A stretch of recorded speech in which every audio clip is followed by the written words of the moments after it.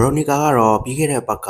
တရုတ်ဖိုက်တာလီမင်ဂရီကိုအနိုင်ယူပြီးတဲ့နောက်ပိုင်းမှာလက်ရှိချန်ပီယံကပတ်ကိုကာကွယ်ထားဆဲဖြစ်တဲ့ Brazil ဖိုက်တာ Alisha Rodriguez ကိုချန်ပီယံကပတ်စိန်ခေါ်ဝင်ရတော့မှာဆိုပြီး online ပေါ်မှာတော်တော်လေးကိုအခုတလောပေါက်ကြားနေပြီပဲဖြစ်ပါတယ်။ပြီးခဲ့တဲ့ဘက်က Veronica ဟာတရုတ်ဖိုက်တာလီမင်ဂရီနဲ့ထိုးသက်ခဲ့ကြတာဖြစ်ပြီးတော့ပထမချိန်မှာတစ်ဖက်စလုံးကခြေခံချက်တွေနဲ့စပေမဲ့တတိထားပြီးထိုးသက်ခဲ့ကြလဲတွေ့ရပါတယ်။တမနစ်ခန့်ကြာမှာတော့ Veronica က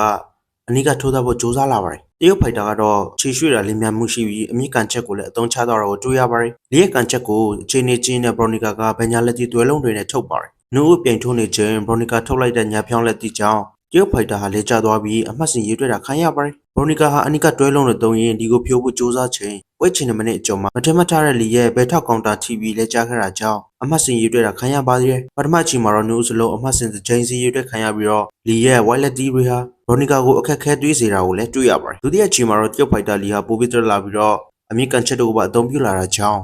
Veronica ဟာတိတ်ပြီးမတိုးတော့ပဲအချိန်ဆောင်ရင်ဘယ်ညာတွဲလုံးတွေထုတ်သုံးပါတယ်။ Veronica ဟာအချိန်ကစောင်းနေချိန်လီရဲ့ရုပ်တဲ့တိုက်ခိုက်တာတွေကိုလည်းခံခဲ့ရပါတယ်။ Veronica သတိထားတဲ့ကြားကလီရဲ့ကန်ချက် TV လည်းကြားခဲ့ပါသေးတယ်။တတိယအချိန်အစမှာတော့လီရဲ့ဘယ်ညာတွဲလုံးတွေဟာအနီးကဖုတ်ချုပ်ခြင်းနဲ့ Veronica အတွက်အခက်ကြုံတွေ့ခဲ့ရပါတယ်။ Veronica ရဲ့ဘယ်ညာတွဲလုံးတွေထိပေမဲ့လီဟာ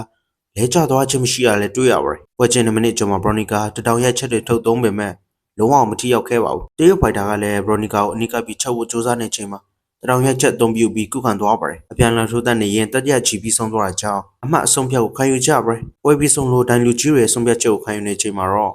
Veronica ပြိုင်ဘက်တရုတ်ဖိုက်တာကိုအမှတ်နဲ့အနိုင်ရရှိခဲ့ပါတယ်။ဒီရက်လက်တွေကြောင့် Veronica ကိုအားပေးဝရန်ကြားရတဲ့သူတွေအတွက်ဂျင်းနက်စီကတဲ့လိုကွင်းတက်ထိသွားရအောက်ပေးခဲ့တဲ့သူတွေအတွက်လည်းကွန်မြူချင်းမြင့်မှုတွေပြုလုပ်ခဲ့ကြပါတယ်။အခုချိန်မှာသတင်းတွေပေါက်ကြားလာခဲ့တာကတော့ Veronica ဟာတရုတ်ဖိုက်တာကိုအနိုင်ယူပြီးတဲ့နောက်ပိုင်းမှာချန်ပီယံကပတ်ကိုကာကွယ်နိုင်ဆဲဖြစ်တဲ့ Brazil ဖိုက်တာ Alisha Rodriguez နဲ့ချန်ပီယံကပတ်ကိုစိန်ခေါ်ခွင့်ရတော့မယ်ဆိုပြီးလဲတော်တော်လေးကိုနာမည်ကြီးနေပြီပဲဖြစ်ပါတယ်။ Brazil ဖိုက်တာရဲ့အားသာချက်တွေကတော့သူဟာမွေတိုက်နဲ့ပေါက်စင်ကိုပေါင်းစပ်ပြီးတော့သုံးတတ်တာကြောင့်ပြိုင်ပွဲတွေဟာခဏခဏနောက်အောက်ချရတဲ့အထိကိုရေးချင်းရှိတဲ့ Brazil ဖိုက်တာပဲဖြစ်ပါတယ်။နောက်ပြီး Brazil ဖိုက်တာရဲ့ထူးခြားချက်ကတော့ပြိုင်ဘက်ရဲ့အားနည်းချက်ကိုစောင်းပြီးတော့ counter attack တွေကိုခဏခဏသုံးလိရှိတာကြောင့်ပြိုင်ဘက်တွေဟာခဏခဏလဲကျပြီးတော့အနိုင်ယူတတ်လိရှိသူပါ။အခုထပ်ပေါ်လာတဲ့သတင်းတွေအရ Veronica ဟာ Brazil ဖိုက်တာ Alisha Rodriguez နဲ့ထိုးတဲ့ရမယ်ဆိုပြီးလဲတော်တော်လေးကိုနာမည်ကြီးနေပြီးတော့ချန်ပီယံကပတ်ကိုလုံးဝကြီးကိုစိန်ခေါ်ခွင့်ရနေပြီဖြစ်ဆိုပြီးလဲတော်တော်လေးကိုနာမည်ကြီးနေပြီပဲဖြစ်ပါတယ်။